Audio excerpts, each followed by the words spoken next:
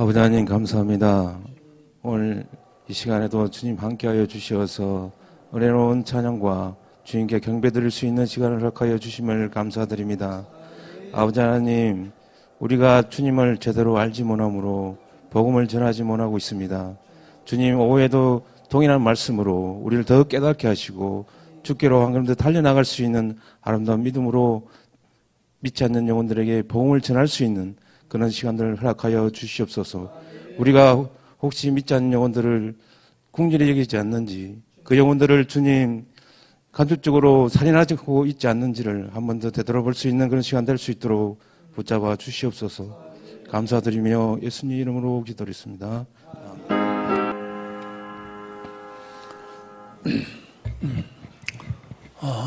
신앙에는 타협점이 있을 수가 없습니다.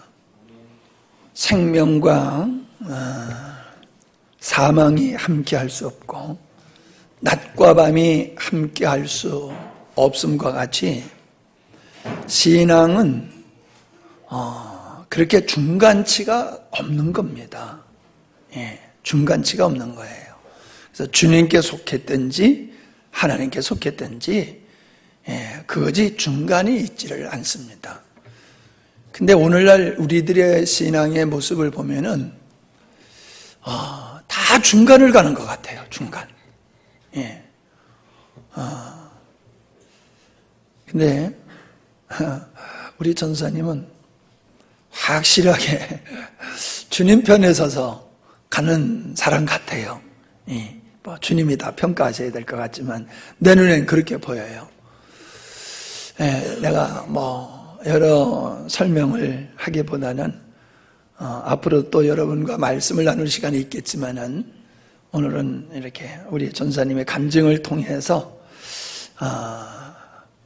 참신앙과 또 우리가 어떤 자들인가라고 하는 것을 알 수 있는 그런 은혜의 시간이 될 것 같습니다.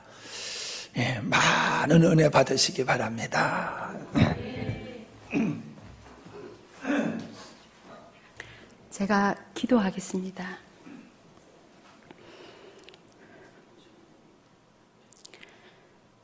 아버지의 딸을 아버지께서 부르시고 지키시고 살려내신 그 하나님의 살아계심이 어떠한지를 고백하고자 합니다. 증언자로서 말하게 하시고 오늘도 여전히 살아계시고 역사하시는 그 하나님의 은혜가 우리를 돕고 있음을 고백하기 원합니다. 말하는 저는 더욱더 믿음으로 하나님 앞에 반항할 수 있는 그 은혜가 더 부어지게 하시고 듣는 이는 어떻게 주의 길을 가야 할지 그 방향을 하나님 볼 수 있는 은혜가 부어지기 원합니다. 오늘 이 시간에 온전히 하나님만 드러나는 은혜의 시간 되기를 예수 이름으로 간절히 기도합니다. 네.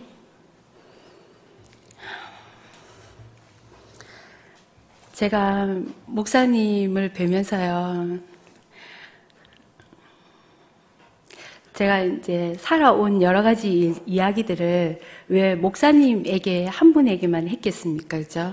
근데 여러 사람들에게 제 얘기를 나누었을 때 참 딱하다, 참 불쌍하다, 참 상처가 엄청나겠다 이런 이야기만 할 뿐이지 그 속에서요 아무도 하나님을 발견한 사람이 없었어요.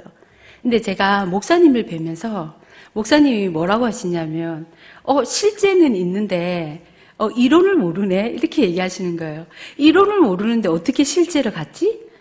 이거는 진짜 하나님의 하심이다. 그 말씀을 해주시는 거예요.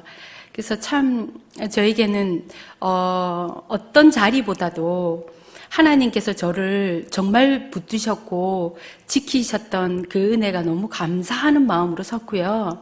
또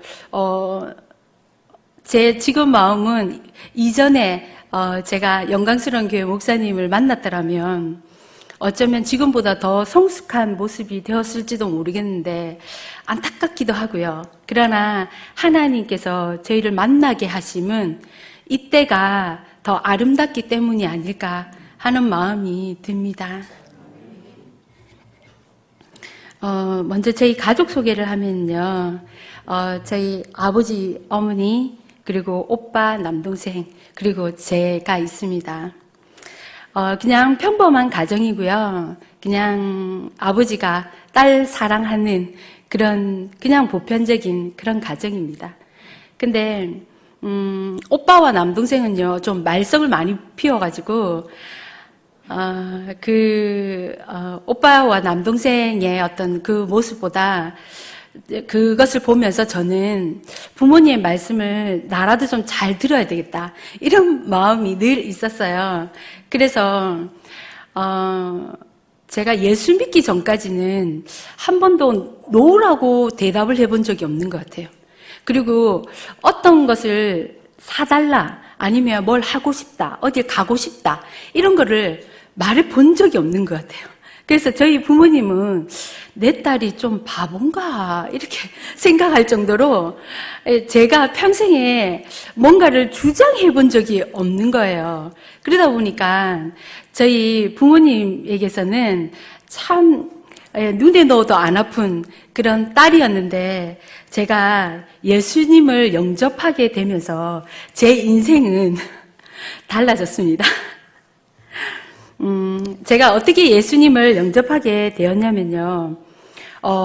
초등학교 1, 2학년 때였나? 그때 제가 교회를 가게 됐습니다. 주일학교를요. 근데 한 두 주를 가니까 재미가 없는 거예요.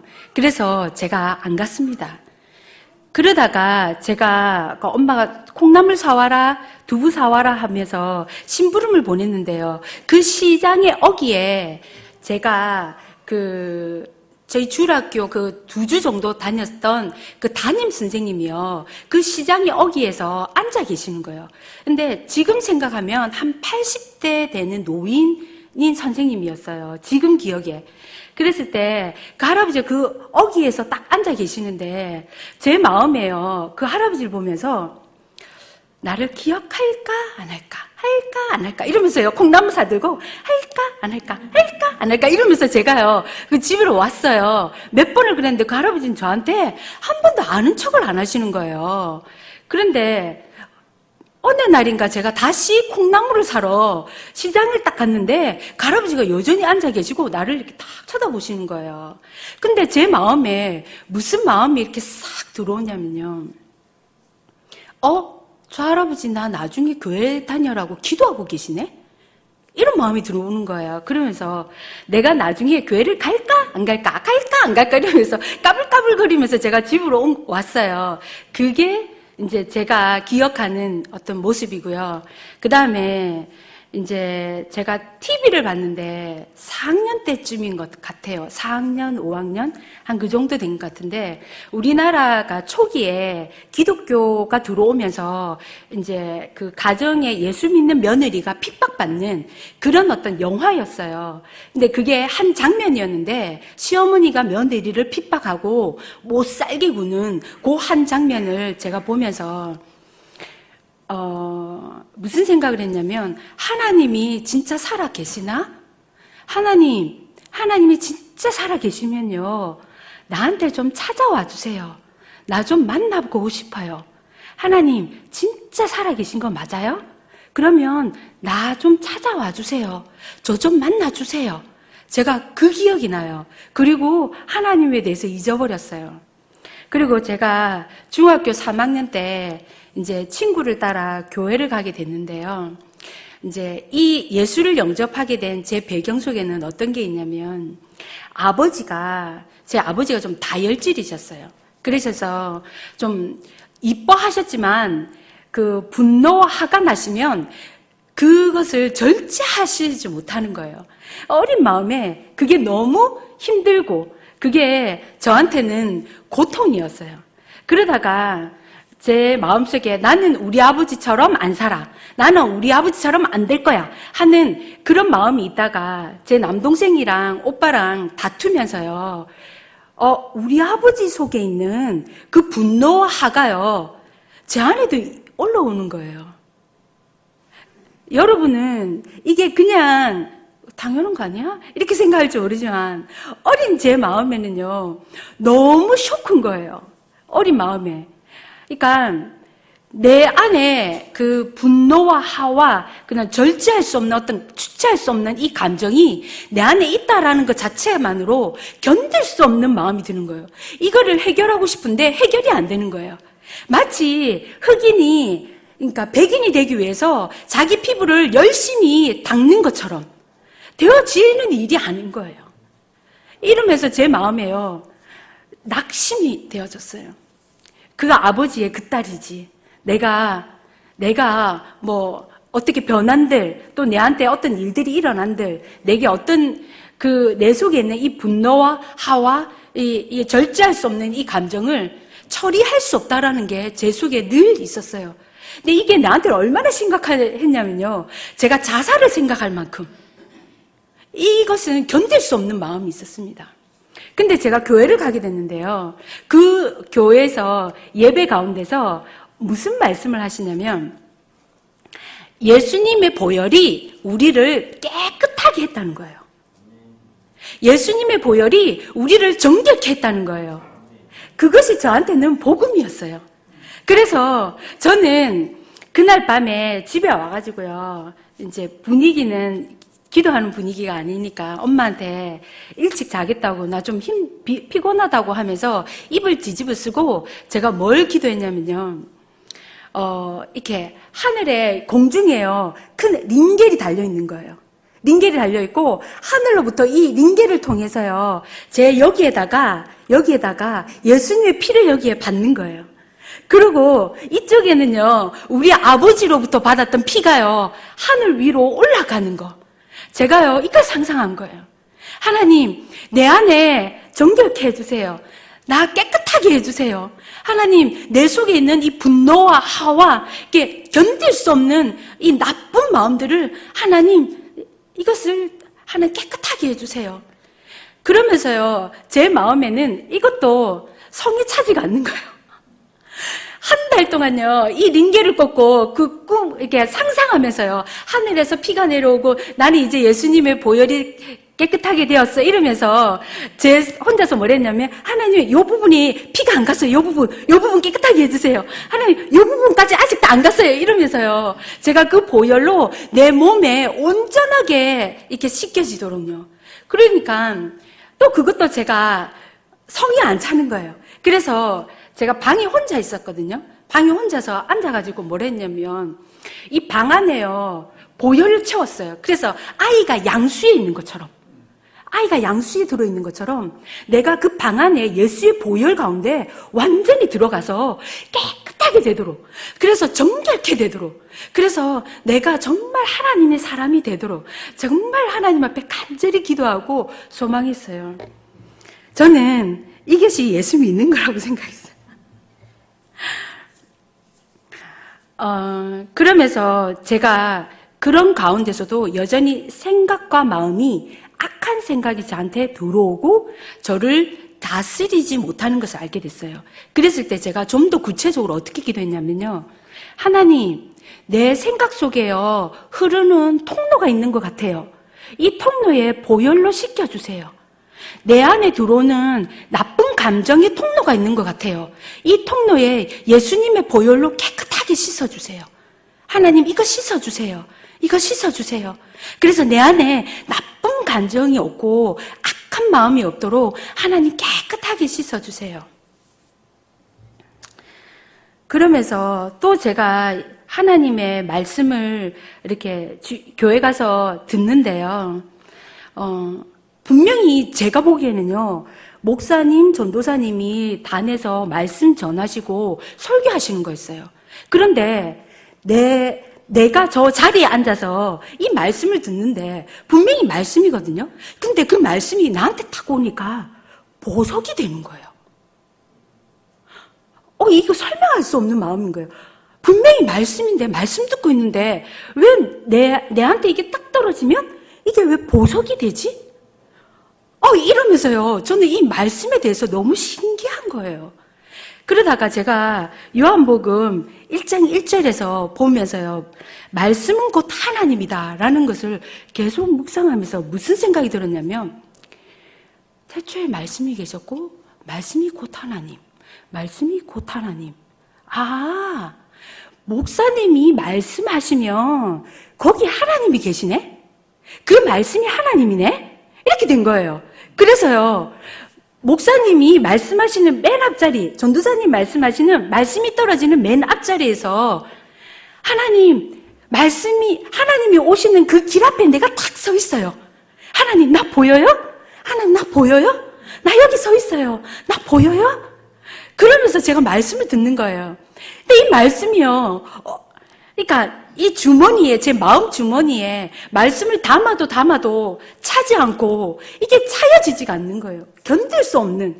그래서 이 보석 같은 말씀을 내 친구가 들을까봐 마음이 근심이 되는 거예요.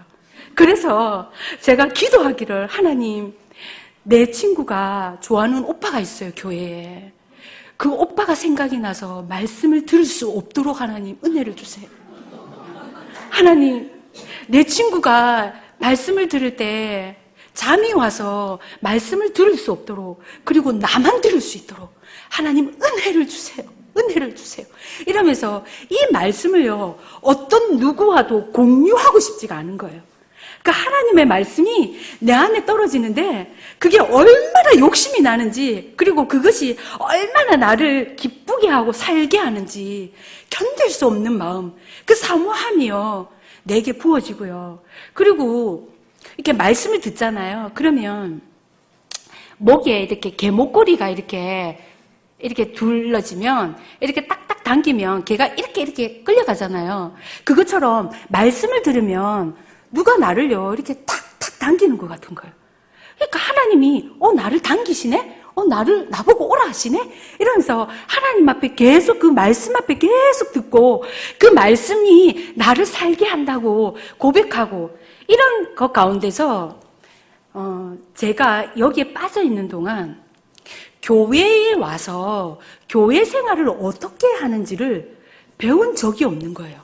그걸 배웠어야 되는데 그걸 안 배운 거예요. 그래서 제가 기도하는 모든 일들이요, 임의대로 했는데 그 임의대로가 하나님이 저를 인도하시고 끌어가시는 방법이 되었어요. 사람들을 보면서 신앙생활 이렇게 하네? 봉사 이렇게 하면 신앙생활 하는 거네? 이렇게 배웠더라면 아마 그렇게 했을 것 같아요. 그런데 처음부터 말씀이 눈에 들어왔고, 처음부터 하나님이 좋았고, 처음부터 예수 보혈이 나를 새롭게 한다라고 하는 그 하나님의 말씀이 저를 은혜 가운데 거하게 했습니다. 그러던 중에 목사님이 뭐라고 말씀하시냐면요, 회개해야 된다는 거예요. 근데 저는요, 아무리 생각해도요, 나쁜 짓을 한 적이 없어요. 제가 얼마나 착하게 살았는데. 그래서 제가 교회에 혼자 와가지고 앉아가지고요, 그 혼자 앉는 것도 제가 어떻게 했냐면요, 친구들하고 헤어져요. 교회에서 다 헤어지고 어기에서 이 친구는 저쪽, 이 친구는 저쪽, 이 친구는 저쪽, 이렇게 가는 걸 다 보면서 다 확인하는 거예요. 집에 다 가는 거 다 보고. 그리고 다 혼자 와가지고 소 예배실에 앉아가지고요, 하나님, 저 혼자 따라왔어요. 저 이쁘죠? 혼자 앉아가지고요, 하나님, 나 하나님 어떻게 하면 더 사랑할 수 있어요? 나한테 그 사랑하는 거 좀 가르쳐 주세요. 그렇게 하면서 저는 내가 사랑하는 것처럼 남들도 하나님을 사랑할까봐 겁나서 두려워하는 마음으로 살금살금 도둑고양이처럼 그렇게 예수를 믿었어요. 근데 나중에 알고 보니까 다들 관심이 그렇게 없더라고요. 그것이 저로 알고, 이게 아닌데, 이런 마음이 들었습니다. 그래서 제가 이 교회당 와서 회개하면서, 하나님, 제가요, 뭘 그렇게 잘못했는데요? 제가 뭘 그렇게 회개를 해야 되는데요? 나에게 내가 뭘 회개해야 되는지 하나님 가르쳐 주세요. 알려주세요. 그러면서 제가요, 중학교 3학년 때 지금 목사님 앉아 계신 저 자리에 제가 탁 앉아가지고 기도를 했어요. 근데 그 자리에는요, 아무도 없었어요. 근데 마치 사람이 나에게 말을 걸듯이, 그리고 나에게 말하듯이요, 뭐라고 얘기하냐면, 네가 나를 나를 인정하지 않고 살아온 모든 시간들이 죄다. 이렇게 말해주는 거예요. 아니, 저는요, 내가 뭔가를 어떤 행위 나쁜 거, 어떤 그런 것들이 나쁜 죄라고 생각했어요. 근데 하나님이 저한테 가르쳐 주신 것은 내가 하나님을 인식하지 않고 살아온 모든 시간들이 죄라고 했어요. 그러면서 제가 그 자리에서 하나님 앞에 좀 회개하는 시간들을 가졌는데요. 말씀에 대한 이 갈망으로 빚어진 저에게 던져진 현실은 혹독했습니다. 저희 어머니는요, 울고불고, 뭐냐면, 내가 들었는데, 교회 가서 다 연애하고, 그렇게 결혼하더라. 그렇게 사람들 만나고, 교제하면서 살더라. 근데 왜 내 딸이 예수를 믿어야 되냐?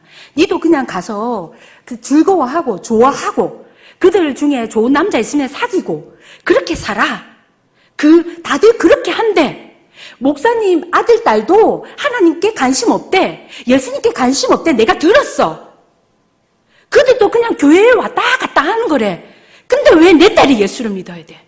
왜 내 딸이 예수를 믿어야 돼? 안 돼. 저희 어머니가요, 그때 제가 알았어요. 어머니 얘기해 주는 거 듣고, 사람들이 그냥 왔다 갔다 하는 거구나. 진짜 예수 믿는 게 아니네.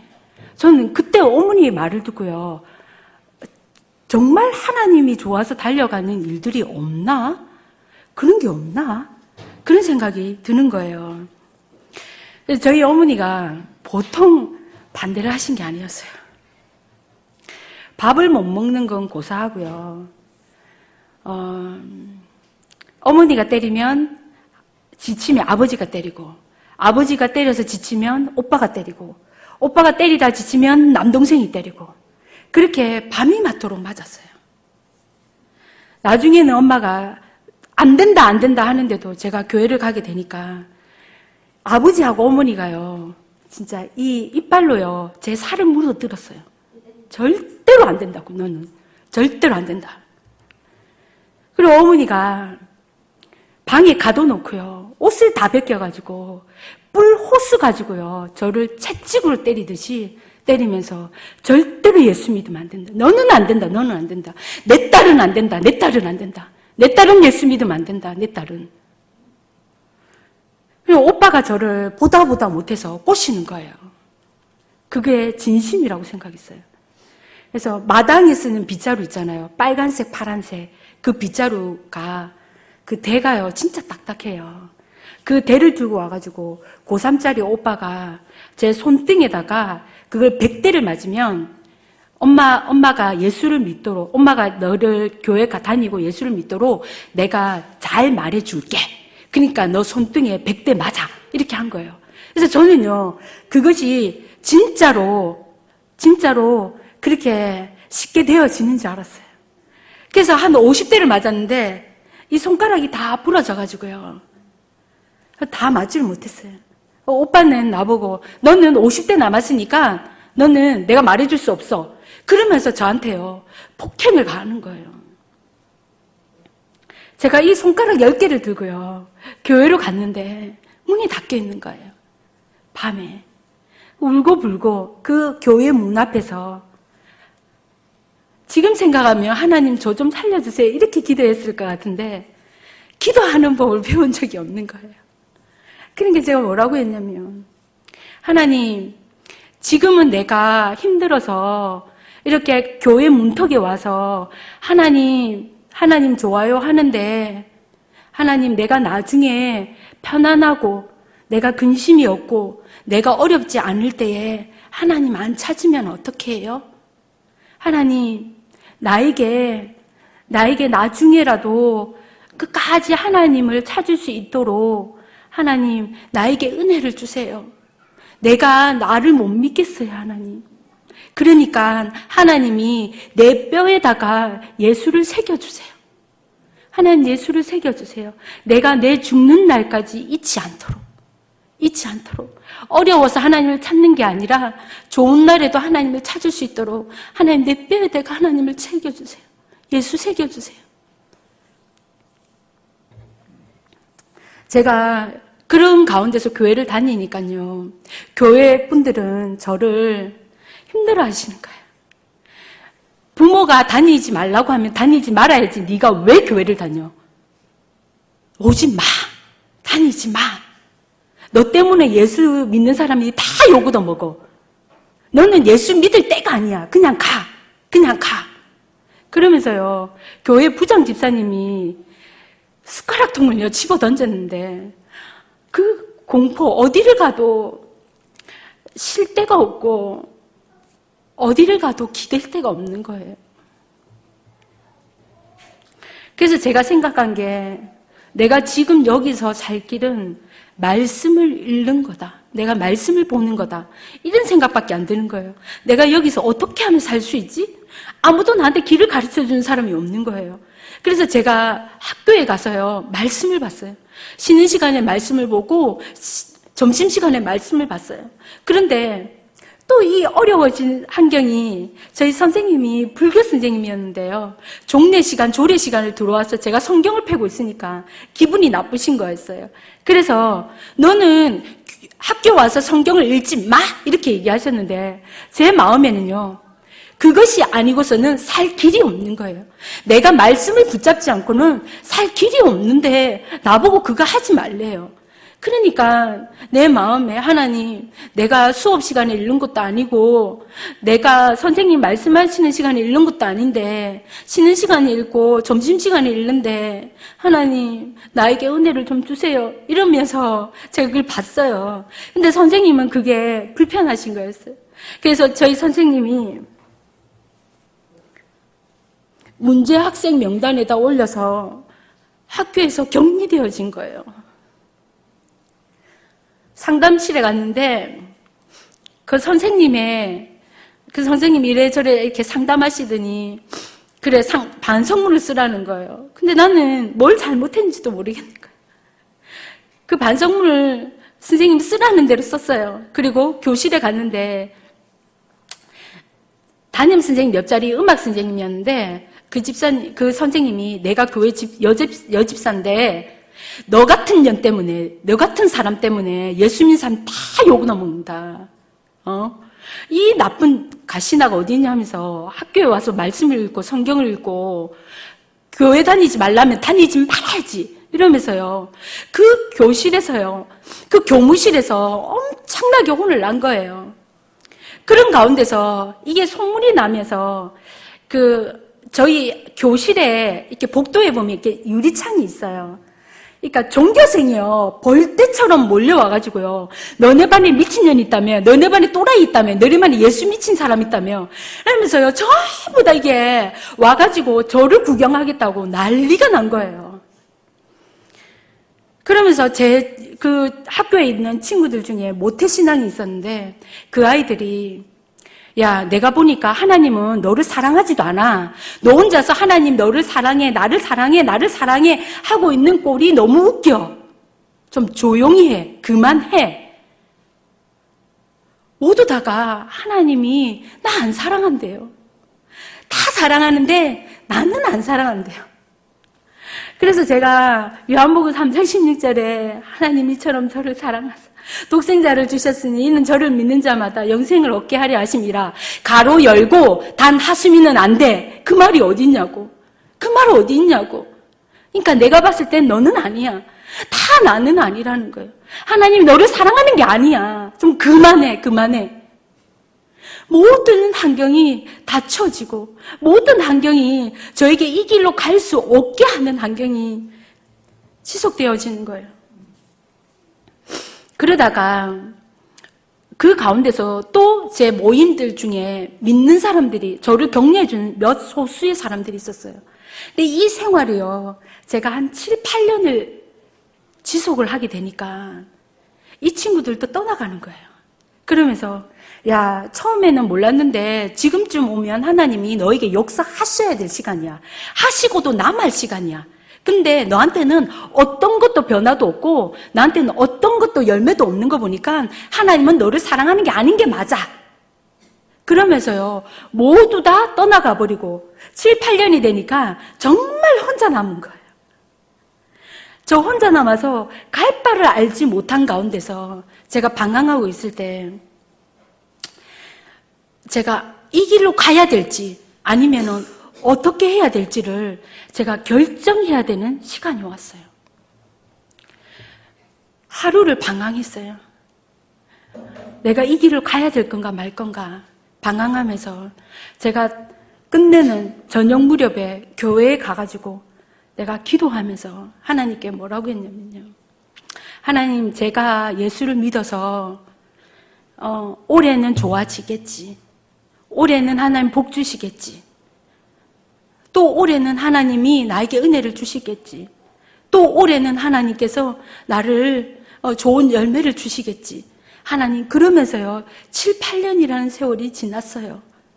근데 하나님, 이제부터는요 더 좋아지는 것이 없다 할지라도, 그리고 여전히 제가 과거에서 맞고 매맞고 굶주리고 헐벗고 하나님, 내가 잠을 자지 못하는 그런 환경에 놓인다 할지라도 내가 하나님 한 분만을 섬길 것을 고백합니다. 그러면서 제 마음에 정리를 했습니다. 그런 가운데서 제 속에서요, 설명할 수 없는 그 어려움과 고통이 나를 얽어매었습니다. 근데 이게 뭔지는 모르겠어요. 뭘 나를 고통스럽게 하고 얽어매는지를 잘 모르겠어요. 그런데 뭔가 느낌이 나를 계속 고통스럽게 하고 얽어매는 게 느껴지는 거예요. 그래서 이게 뭔가, 내가 어렵다고 생각하는 게 뭔가를 내가 노트에다가 적었어요. 내가 뭐에 대해서 고통스러워하고 어려워하는지를 이렇게 줄줄이 적는데요. 딱 보니까 뭐냐면 사람의 말들이 나를 고통스럽게 한다는 걸 제가 알게 됐어요. 그러면서 제가 무슨 생각을 했냐면요. 아, 이들은 나를 말로 괴롭게 하는 거지 물리적인 힘으로 나를 괴롭게 하는 게 아니네, 세상 사람들은. 그리고 예수 믿는다고 하는 사람들이 나를 힘들게 하는 게 말로 힘들게 하는 거네. 그런 마음이 딱 들어오면서요. 이렇게 고속도로에 이렇게 가잖아요. 그러면 차는 쫙 가요. 근데 바깥에 있는 풍경은요, 그냥 막 지나가잖아요. 근데 그 바깥에 있는 풍경을 보고 어느 누구도요, 왜 저 나무는 저기에 서 있는 거야? 왜 저 집은 저기에 생뚱맞게 있는 거야? 그런 생각 아무도 안 하고 그냥 지나가잖아요. 내가 그게 필요하네. 내 길대로 가고 일들이 어떤 말들이 오더라도 그냥 지나가는 풍경이야. 이거는 그냥 지나가는 그림이야. 나는 이 길을 가는 거야. 이런 마음을 딱 결정하게 되니까요. 제 속에 그때부터 사람의 말로 인해서 어려워지고 힘들어지고 얽매여지는 게 없어지더라고요. 그러면서 하나님, 내가 이렇게 갈 수 있도록, 그리고 어떤 누구도 그 말에 대한 그 영향력으로 내가 고통을 겪지 않도록 하나님 보호해 주세요. 제가 그것들을 좀 생각하면서 어린 시절에요, 저희 어머니께서 저에게, 어머니와 제가 많은 대화를 나눴어요. 그 대화 중에 오빠와 남동생으로 인해서 제가 고통스러운 것을 엄마에게 이야기한 적이 있어요. 그랬을 때 저희 어머니가 저에게 뭐라고 저한테 얘기하셨냐면 이렇게 얘기하셨어요. 입안에 먹을 것이 들어간 것은 그것이 무엇이든지 간에 입안에 들어간 치아는 그것을 다 부셔버린다는 거예요. 어떤 게 들어오든 간에 입안에 들어온 거는 이 치아가요 다 부셔버린대요. 그런데 희한하게도 이 치아가 무섭고 단단하고 강력함에도 불구하고 그 안에 있는 혀는 살아남는다. 네가 이걸 배워야 된다. 이렇게 얘기하셨어요. 그러면서요, 제 안에 이런 어떤 환경들이 있을 때 제가 딱 느낀 게 뭐냐면, 이런 환경들이 와도 그 가운데서 치아 속에 혀가 살아남듯이, 치아가 혀를 보호하듯이 오히려 이것이 나를 보호할 수 있겠다. 이것이 나를 보호하는 환경이 될 수 있겠다. 이게 저한테요, 좀 정복이 되어지면서 아무도 나를 위로하는 사람이 없으니까 내가 나에게 괜찮아, 괜찮아. 힘을 내. 그러면서 혼자 앉아서요, 저 구름을 보면서 구름에 아무것도 없어요. 근데 내 혼자 뭐라고 하냐면요, 저 구름에 있는 사람 보이지? 보여. 수많은 사람들 보이지? 보여. 저 사람들이 나한테 손 흔드는 거 보이지? 보여. 저 사람들 왜 손 흔드는 줄 알아? 몰라. 왜 흔드냐면 저들이 믿음으로 하나님 앞에 살았던 사람들이야. 그들이 저 구름을 타고 와서 너한테 우리도 그렇게 견디다가 왔어. 그러니까 너도 잘 견뎌? 하고 손 흔들고 있잖아. 그러니까 너도 잘 견뎌야 돼. 아, 그렇구나. 알겠어. 이게 저에게 위로했어요. 어떤 누구도 위로하지 않기 때문에 내가 내 자신을 위로하면서 소망을 가져 믿음으로 살았던 사람들이 있었어. 너 혼자만은 아니야. 믿음으로 갈 때 하나님이 함께 계셔. 그것이 제가 위로를 받는 그 숨을 쉬는 공간이었는데요. 결국은 제가 교회에서 부목사님과 장로님의 딸에 의해서 결이 되어서 청년부에서 제가 쫓겨났습니다. 얼마나 마음이 아픈지요. 저는 그때만 해도 교회는 옮기는 게 아니라고. 왜냐하면 옮기는 걸 본 적도 없고 한 교회만 다녔으니까 어떻게 신앙생활하는 걸 알지도 못하는 저한테 교회에 쫓겨남은 어디로 가라는지를 모르겠는 거예요. 그때 교회에서 내려오는데요, 누가 저를 빨리 나가 하면서요, 등 뒤에 이렇게 확 미는 게 느껴지는 거예요. 그래서 뒤로 돌아보니까 아무도 없어요. 그 순간 제 이게 생각 속에서 싹 스쳐 지나가는 생각이 뭐가 스쳐 지나갔냐면요,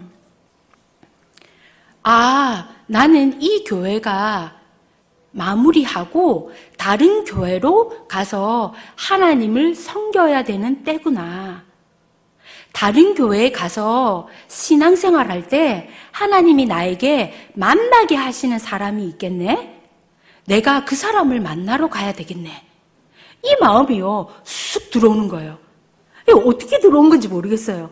그러면서 제가 다른 교회를 가게 됐어요. 근데 그런 어떤 과정 속에서 제가 갔는데 그 교회에 가서 예배를 드리는데요, 어떤 집사님을 알게 됐어요. 매일 앞자리에 앉았는데 어떤 할아버지예요, 제 눈에. 그래서 이 할아버지가 자꾸 저한테요, 말을 시키시는 거예요. 저는요, 너무나 피폐하고 너무나 어려운 상황에 이 할아버지가 말씀을 거는 게요, 편하지가 않은 거예요. 그런데 이 할아버지가 계속 말을 거니까 제가 무슨 생각을 했냐면, 이 할아버지는 나처럼 외로운갑다. 나처럼 외로운갑다. 이 할아버지는 나처럼 말동무가 없나 보네? 내가 말동무 해드려야 되겠네? 이런 마음이 들어지는 거예요. 그러면서 제가 그 할아버지랑 잘 지내게 됐는데, 이 할아버지가 저한테 뭐라고 얘기하시냐면, 야야, 내가 너를 자세히 보니까 너는 공부를 해야 될 것 같아. 너를 공부를 해. 그랬는데요, 제가 공부라는 말을 들으면요, 경기를 하는 거예요. 왜냐면요, 제가 이 공부 때문에 죽음에 이르는 일이 일어났거든요. 제가 공부를 해야 된다고 생각하고 공부를 해서 집 나와가지고 공부를 했거든요. 공부를 했는데 학원비가 없으니까 학원에서 딱세 아시죠? 칠판 닦아주는 딱세. 그 딱세를 하면서 제가 학원비를 보충하고, 그 다음에 내 친구가 그때 당시에 10,000원을 줬어요. 한 달 후원금으로. 그래서 이 후원금으로요, 라면을 10,000원어치 사면 26개를 줬어요. 그러면 하루에 1개씩도요, 안 되는 거예요. 끼니마다. 그러니까 이렇게 제가요, 공부를 했는데, 그 공부를 하는 과정에서요, 너무 굶어가지고, 그리고 그 고통이 너무 극심해가지고요. 그러니까 제 몸이 이렇게 있는데 이렇게 움직이는 게 안 되는 거예요. 이 창자가요, 어떻게 됐는지 그 고통은 설명할 수 없는 고통이 딱 몰려오는 거예요. 그때 제가 무슨 생각이냐면, 내가 이제 죽나 보다. 이제 내가 좀 있으면 이제 내가 죽는구나. 이제 그 죽음의 공포가요, 나한테 이렇게 싹 들어오는 거예요. 그러면서, 제가 하나님 앞에 임종예배를 드렸어요. 제가. 임종예배를 드리면서, 하나님, 이제 이 딸이 곧 갑니다. 하나님 품에 이제 이대로 그냥 갑니다. 하나님, 나를 받아주세요. 이런 마음으로 제가 찬양을 하나 했는데, 그때 당시에 그 찬송가의 102장, 주 예수보다 더 귀한 것은 없네. 이게 제 임종예배 때 부르면서요, 하나님, 이 찬양이 끝날 쯤에 아버지 품에 있는 딸이 되길 원합니다 하는 마음으로 이 찬양 3절까지 다 불렀는데 안 죽은 거예요. 그래서 제가 기도를 했어요. 하나님, 주님 손에 이 딸이 끝까지 붙들려 있도록, 그리고 눈을 떴을 때 하나님 품에 있는 걸 보게 해주세요 라고 기도를 하려고 기도를 했어요. 분명히 제가 그 마음이었어요. 근데 기도하는데요, 열방에 그리스도의 십자가를 꽂고 깃발을 꽂고 하나님이 승리하시는 것을 보게 해주세요, 이 기도를 하고 있는 거예요. 그래서 기도가 끝났을 때 내가 진짜로 미쳤네, 남들이 나 미쳤다 할 때 나 인정 안 했는데 내 진짜 미친 거 맞네, 이런 마음이 드는 거예요. 그날이 주일이었는데요, 제가 낮 예배를 못 간 거예요. 그 고통 가운데 있었기 때문에. 그래서 돈이 없어가지고 교회까지 가는데 7코스를요, 그 몸으로 제가 걸어간 거예요. 죽어서, 그러니까 제가 있는 자리가 내 친구가 찬양 그 사역을 하는 사무실이었는데, 내가 여기서 죽으면 이 친구가 얼마나 곤란해질까 하는 마음이 드는 거예요. 그래서 죽더라도 우리 아버지 집에 가서 죽어야지 이러면서요, 그 몸을 끌고 6코스를 걸어서, 6코스는 7코스를 걸어서 교회 문 앞까지 간 거예요. 그러니까 사람들이 저를 보자마자 늦잠 잤으니까 안 왔지 하면서 저한테 막 그러는 거예요. 근데 그 순간에 그게 나은 거예요. 어떻게 나은지는 모르겠어요. 근데 그 몸을 이끌고 아버지 집에 가서 죽어야지, 내가 죽더라도 아버지 집에 가서 죽어야지 하는 그 마음으로 갔는데, 그 문 앞에서요, 정말 언제 아팠냐는 듯이 다 나아진 거예요. 그렇게 저한테는 이 공부를 하는 것 자체가 얼마나 스트레스고 또 얼마나 큰 악몽이고, 이것이 얼마나 나한테는 해서는 안 되는 말이 공부해라는 거예요. 공부해라. 그런 가운데 이제 제가 이 고신대라고 하는 이 선교단체에 그 학교 학생이 아니면서도 불구하고 제가 그곳에 말씀을 배우러 갔어요. 그러니까 제 주위에 있는 사람들은, 야, 그곳에 있는 사람이, 제 친구들이 그러는 거예요. 야, 그곳에 너 말씀 배우러 가는데, 근데 그 학생이 아닌, 고신대 학생이 아닌 다른 외부 사람도 있어? 이러는 거예요. 아니, 없는데? 나밖에 없는데? 그러니까. 그러면 그 사람들 중에, 그럼 다 대학생인데 너만 대학생이 아니란 말이야? 근데 네가 거기 가서 공부를 한다고? 야, 진짜 자존심도 안 상하니, 진짜, 아이고, 진짜 나가 죽어라. 이러는 거예요. 거기 가서 붙어가지고 말씀 배운다고. 저는요, 그날 교회 가가지고 뭐라고 했냐면, 하나님, 나 지푸라기라도 좋으니까 말씀 배우게 해주세요. 하나님, 거기서 떨어지는 지푸라기도 좋고, 자존심 없다고 해도 좋고, 나보고 바보 멍청이라도 좋고, 하나님, 나 다 아무것도 안 줘도 돼요. 근데 말씀 배우고 싶어요. 말씀 듣고 싶어요. 하나님, 그러면 안 돼요? 하나님, 저에게 그 은혜 주세요. 그 은혜 주세요. 근데 거기에 있는 그 자리 가운데서 제가요, 내가 이 믿음이 공부를 해야만 훗날에 쓰이겠다라는 게요, 깨달아졌어요. 공부를 하지 않으면 이 믿음이 쓰여질 수 있는 길이 없겠다, 이런 마음이 들어서 제가 공부를 해야 되겠다라는 걸 다시 죽으면 죽으리라는 마음으로 공부를 결정하게 됐어요. 돈도 하나도 없고 아무것도 없는 가운데서 그냥 결정만 한 거예요. 그 가운데서 이제 저희 교회, 제가 새로 옮긴 교회에 부장집사님이, 제 청년부 부장집사님이 치과의사예요. 이분이 저한테요, 한 번씩 와봐라고 했어요, 치과에. 근데 저는 치아를 치료할 마음도 없고, 또 이분과 교제할 마음도 없어요. 이분을 잘 몰라요. 근데 이분이 자꾸 와보라 하는 거예요. 그래서 가서 이분하고 할 말도 없는데 왜 오라고 하지? 이러면서 저는 끝까지 안 갔어요. 근데 이 공부를 해야 되는 상황에 이분한테 돈을 빌리러 가야 되는 상황이 된 거예요. 아무한테도 돈 빌릴 데가 없는 거예요. 그래서 그렇게 오라 할 때 좀 가볼걸. 이런 마음으로 이제 치과에 간 거예요. 치과에 갔는데 환자들이요 막 앉아 있는 거예요. 거기 저도 환자인 것처럼 딱 앉아 있었어요. 집사님이 이제 들어오라고 하시더라고요. 그래서 이런저런 얘기했는데 평생에 돈을 빌려본 적이 없는 저한테 돈을 빌려달라고 한다는 건 말이 안 되는 거예요. 그래서 끝까지 빌려달라는 말 못했어요. 그래서 그 환자들 사이에서 제가 주저앉고 있다가 다시 나가려고 하는데 이 장로님이요 저한테 이러시는 거예요. 너 어디로 가냐? 저 교회로 갈 건데요.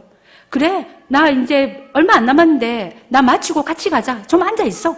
이러면서요 이분이 저보고 더 앉아 있으래요. 그래서 그 환자들 사이에 땅이 꺼지는 그 한숨으로 앉아 있었어요.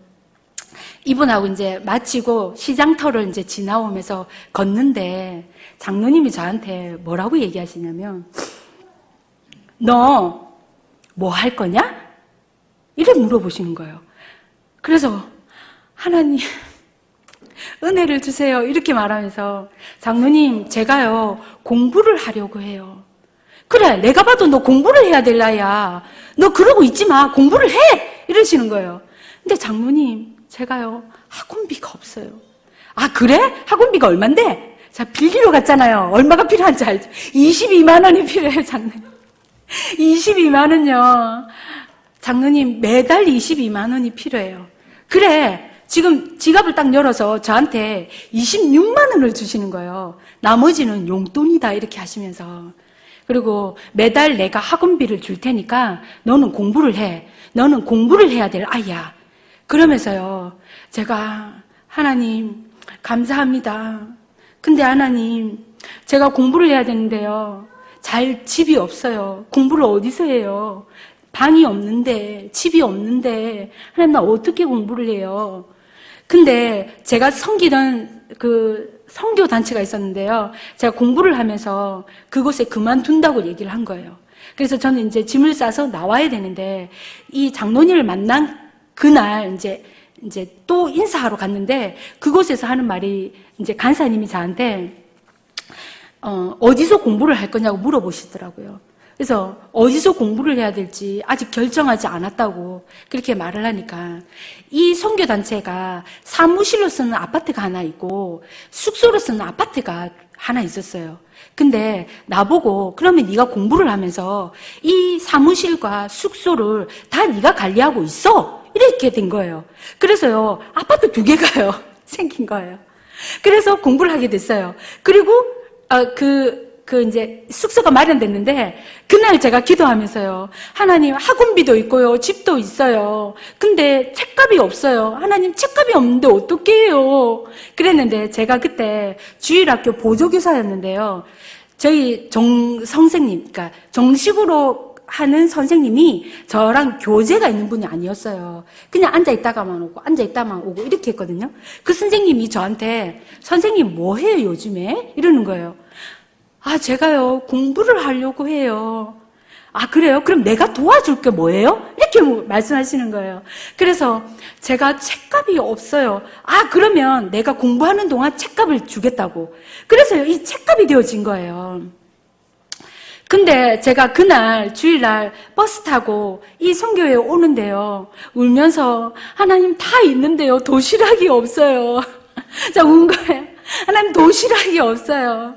그러자 이 선교단체 간사님이 제가 아침에 새벽에 나갔다가 밤에 오니까 관리한다고 해도 사실 이것이 낮에도 한 번씩 누군가가 왔다 갔다 해야 되는 상황에 자기가 오겠다는 거예요. 그러시면서 자기가 도시락을 저녁에 싸놓고 갈 테니까 그 다음날 들고 가라는 거예요. 그러면서요, 이 도시락이 되어진 거예요. 그게 이 일주일 안에요, 이 모든 일들이 다 되어진 거예요. 그러면서 제가 공부를 하게 되었습니다. 8월 달쯤 됐을 때 시은이 어머니라고 하는 분이 저한테 찾아오셔가지고 이렇게 학교를 가려한다는 소식을 들었다고. 그러면 학교를 가게 되면 집이 필요하지 않겠냐고. 내가 그 가려고 하는 학교에 우리 집이니까 와서 4년 동안 먹고 자는 건 내가 책임질 테니 학교 가면 우리 집에 오라고. 그렇게 해서요, 제가 그 집에서 학교를 다니게 되었습니다. 여러분, 제가 이 가운데서 지나오면서 환경을 통해서요, 하나님이 저를 믿음의 훈련들을 하게 되었는데 그 중에서 제가 핵심적인 사건들이 저 안에 몇 가지가 있었습니다. 그 핵심적인 사건이 뭐였냐면요, 지금 있는지 없는지 모르겠는데 그 미래심장 재단이라고 하는 그 재단이 있어요. 장애인 말고요, 그 다른 어떤 기관을 돕는 거예요. 근데 이 기관을, 그러니까 어려운 아이들을 돕는 이 일들에, 그러니까 음악회를 해요. 그러면 찬양 사역자 아니면 좀 잘 나가시는 목사님, 그때 당시에 좀 유명한 목사님, 그리고 이 음악회를요, 한 음악회 장소를 하는 게 아니라 전국구를 다니면서 조금 좀 제대로 되어 있다는 교회들마다 방문을 해서 그 교회에서 음악회를 하는 거예요. 그렇게 해서 모아가지고 심장재단 아이들을 돕는 그런 일들이었어요. 그랬는데 제가 그때 믿음으로 간다라고 하는 사람들을 거의 다가 좀 만나게 됐어요. 테이프도 나오고 또 이름도 있고 이런 분들요. 그런데 어린 나이에요, 제가 그분들을 뵈면서 믿음이 없네? 혼자서요, 믿음이 있다고 했는데 믿음이 없네? 예수 믿는 거 아닌데? 이런 마음이 들어오는 거예요. 설명할 수 없는 마음이, 사람들을 만나고 각 교회들마다 가봐도 이 교회도 믿음이 없네? 이 교회도 예수 믿는 게 아니네? 이런 마음들이 계속 들어오는 거예요. 그러면서 제가 이 단체에, 이 기관에 있는 동안에 제가 하나님이 저한테 끌어내신, 제 속에 있는 걸 끌어내신 그것들이 뭐였냐면요,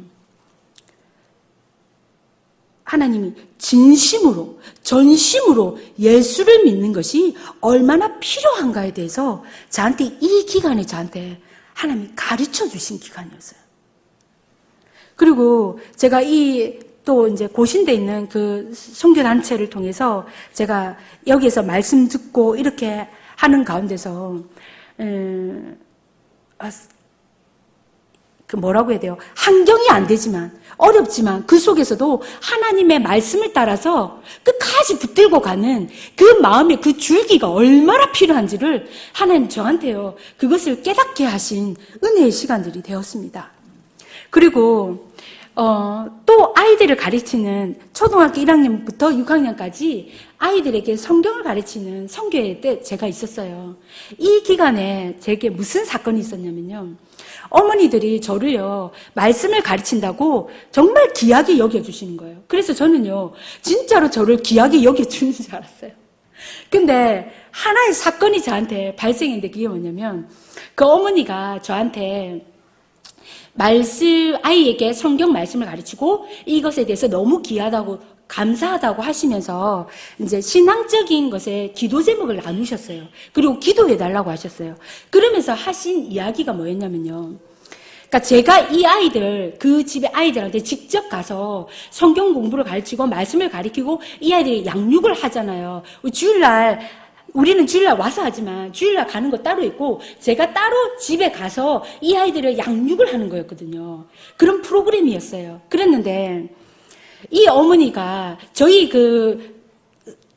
저희 그 단체에는 후원을 해주시는데 매달 3만 원을 해주시는 거예요. 근데 잊어버릴 때도 있고 뭐 주실 때도 있고 이렇게 했어요. 근데 괜찮았어요. 그게 다 괜찮았어요. 그런데 이 어머니가 기도 제목을 낸다고 하면서 얘기하신 게 뭐냐면, 그러니까 집에 와서 그 가정교사 있잖아요. 다른 과목 가르치는 그 선생님이 오시는데 그 선생님을 50만 원을 준다는 거예요. 그리고 거기에서 70만 원을 주도록 기도해달라는 거예요. 너무 마음이 무너지는 거예요. 그러니까 귀하다고 해놓은 귀하다고 하는 일에는 3만 원 주시고, 그것도 주실 때가 있고 안 주실 때도 있고, 근데 그 일에는 50만 원에서 또 70만 원까지 주도록 기도해달라고 하시니까 제 마음에요. 너무 마음이 시험이 드는 거예요. 그런 가운데서 제가 하나님께 뭐라고 했냐면, 하나님, 나 여기에 크게 의미가 없는 것 같아요, 하나님. 나 여기 너무 좀 시험 들고 마음이 어려워요.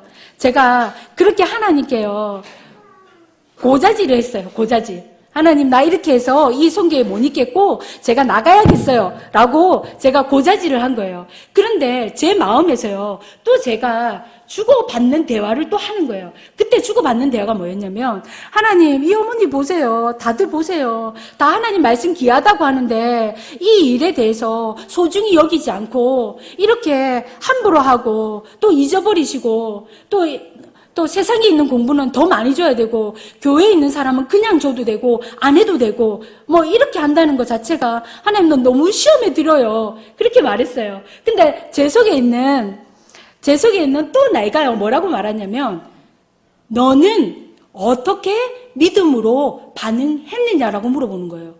하나님, 그게 아니고요. 이 사람들이요, 이렇게 마음을 쓰고 있고요. 제가요, 이렇게 해서 시험 들고 너무 어렵다고요. 너는 그 일에 대하여 어떻게 믿음으로 반응했느냐. 또 제 속에서 이렇게 말하는 거예요. 그게 아니고요. 하나님 얘기하는데 제 마음에요. 하나님의 심판대에 갔을 때는 하나님이 그 사람들이 너에게 어떻게 했느냐, 어떻게 괴롭혔느냐, 어떻게 불합리하게 했느냐, 어떻게 너에게 주지 않았느냐, 그걸 나한테 물어보시는 게 아니라 너는 어떻게 반응했느냐, 네 믿음은 어디에다 두었느냐, 하나님은 그걸 물어보시겠네. 이게 제 마음에 들어오는 거예요.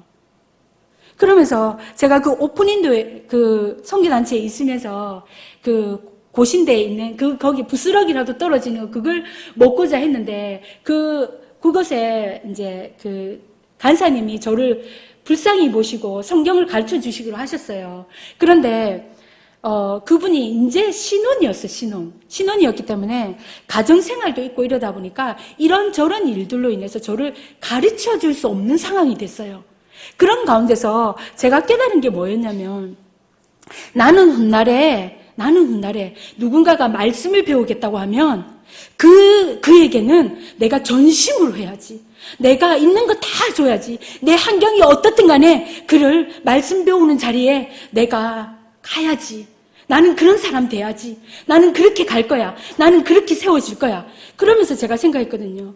그러면서 이 아이들을 보면서요, 이 초등학교 1학년부터 6학년까지 이 아이들을 생각하면서 내가 불합리하다라고 가버리면 이 아이들은 누가 말씀을 가르치냐는 거예요. 이것저것 원인을 대고 이것저것 이유를 대면 이 단체에 와서 누가 이 아이들에게 말씀을 가르치겠느냐, 이 마음이 오는 거예요. 그러면서 하나님이 제가 주장할 수 있는 권리와 내가 내 것이라고 말할 수 있는 그런 모든 것들을요, 내리는 훈련을 하셨어요. 저한테. 내가 주장하고 싶은 거, 내 마음대로 하고 싶은 거, 그걸 하나님이 내리게 하시는 거예요. 그러면서 제가 이제 시험에 걸려서 학교에 가게 됐는데 제가 생각한 대학이 아니었어요. 뭘 그렸는지는 모르겠어요. 그러나 학교에 가서 보니까 내가 생각한 대학 생활도 아니고 내가 생각한 그런 어떤 그 기독교 대학이라고 같지만 전혀 뭔가가 의미가 없이 느껴지는 거예요. 그러면서 공허함과 그 허망함과 그 좌절감이요, 제 속에 확 밀려오는데 이걸 어떻게 해야 될 줄 모르겠어요. 그런 가운데서 제가 그 학교 안에 교회가 있었는데요. 그 교회를 가서 앉아서 기도하면서 뭐라고 했냐면, 하나님, 제가 지금까지는요, 내가 좋아하는 거, 내가 하고 싶은 거, 내가 갖고 싶은 거, 또 내가 이루었으면 하는 거, 하나님, 그런 것들이 좋은 건 줄 알았어요. 근데 하나님, 제가요, 지금 깨달아지는 것이요, 내가 사랑하는 거, 내가 하고 싶은 거, 내가 좋아 보이는 거, 그것이 나를 힘들게 한다는 걸 하나님 깨달아져요. 하나님, 내가 이전에 싫어했던 거, 안 하려고 했던 거, 내가 미워했던 거, 내가 쳐다보지 않았던 거, 그것이 지금에 와서 보니까요, 저한테 얼마나 필요한 것들이었는지 알겠어요. 하나님, 이제부터는 내가 고집 부리지 않고, 내 주장하지 않고, 내가 내 것이라고 말하지 않는, 하나님, 이제 그렇게 가야겠어요. 내가 주장해봤자 좋은 게 없다는 걸 하나님, 이제 알겠어요. 이게 그 학교에서요, 깨달아지는 은혜가 있는 거예요.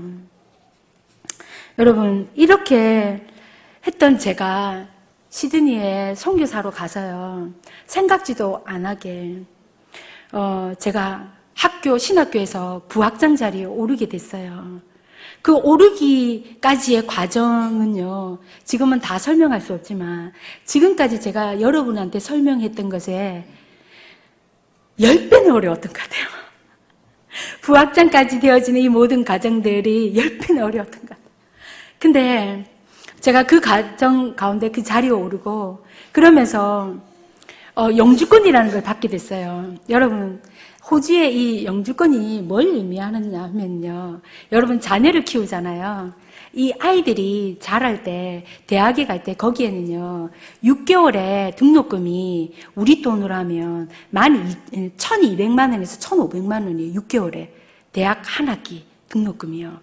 근데 이 영주권이 있는 사람은요, 아이를 그냥 공부시킬 수 있어요.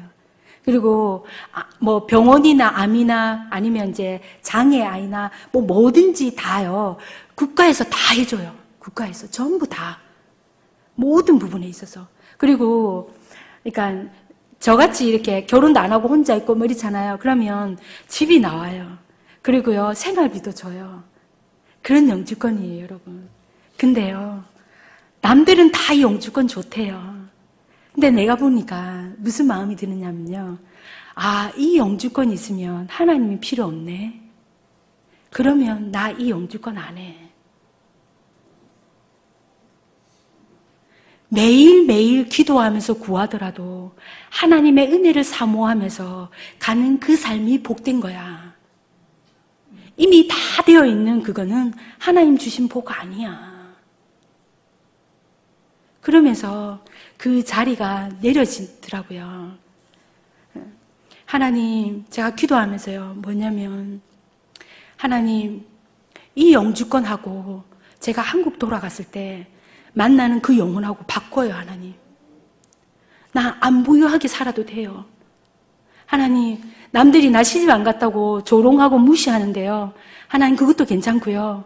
나 집 없어도 되고요. 돈 없어도 돼요. 하나님, 이 영주권 여기서 포기할 테니 한국 돌아가면 내가 누구를 만나든지 간에 그 영혼 한 명 한 명 그걸 선물로 주세요. 나 영주권 안 해요, 하나님. 나 그거 필요 없어요. 영혼을 주세요, 하나님. 이 영혼을 주세요.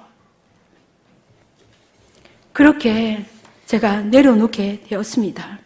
여러분, 돌아보면은요, 섬김이 어디까지 가야 하고 어떤 자세로 섬겨야 할지 생각해 본 적은 없는데요, 저한테 이것을 생각해 보게 되는 또 하나의 사건이 있었습니다.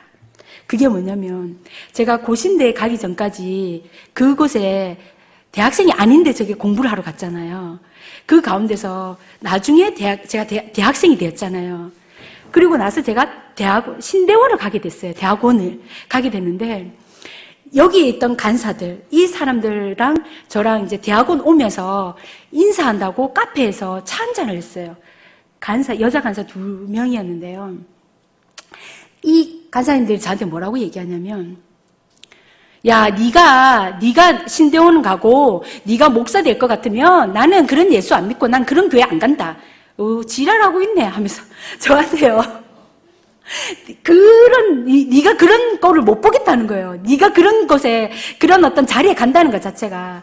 그러면서 저한테 뭐라고 하냐면, 너는 우리가 떨어주는 그 부스러기, 그 다음에 너는 늘 우리 밑에 있었으니까, 그리고 졸졸 따라오고 늦게 왔으니까 네가 우리보다 어떻게 앞서가려고 해? 네가 우리보다 어떻게 세워지려고 해? 나 그 꼴 못 봐. 그 꼴 못 봐. 이러는 거예요.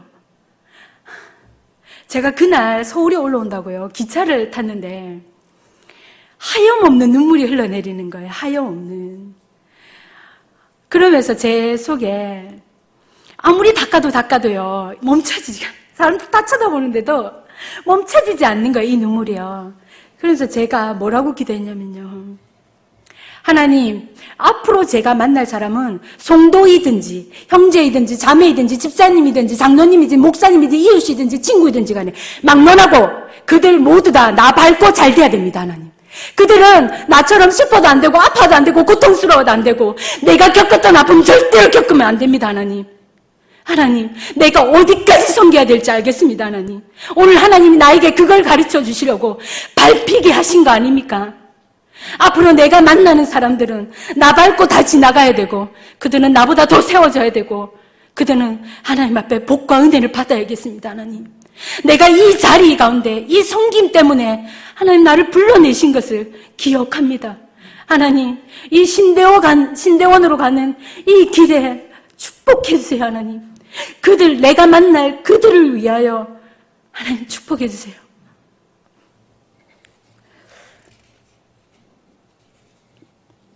여러분, 제가 이렇게 살아온 시간들 속에서요, 영광스러운 목사님과 사모님을 만난 게 얼마나 은혜고 복인지, 그리고 그 사이에 이분들을 좀 만났더라면 하는 마음도 있는데요. 나는 하나님의 뜻은 이 타이밍이라는 걸 믿고 싶습니다.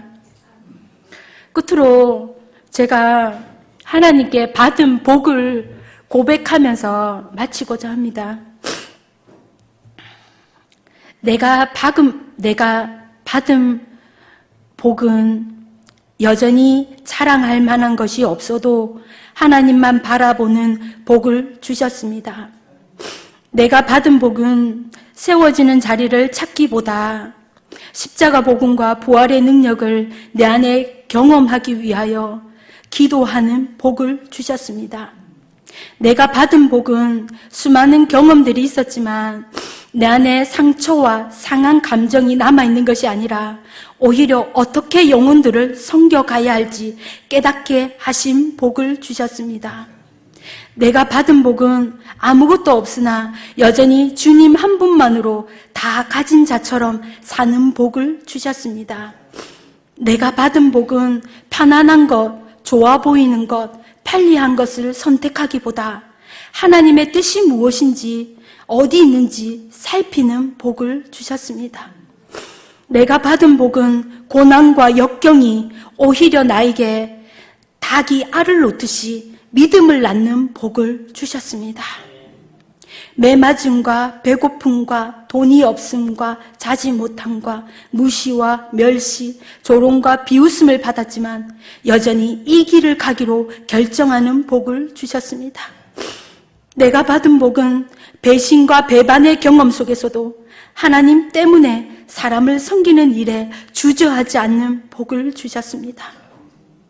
마지막으로 내가 받은 복은 오늘 이 순간에도 영광스러운 교회 목사님과 사모님을 통해서 영적으로 육적으로 공급하시는 하나님을 경험하고 있는 복을 주셨습니다. 제가 기도하겠습니다.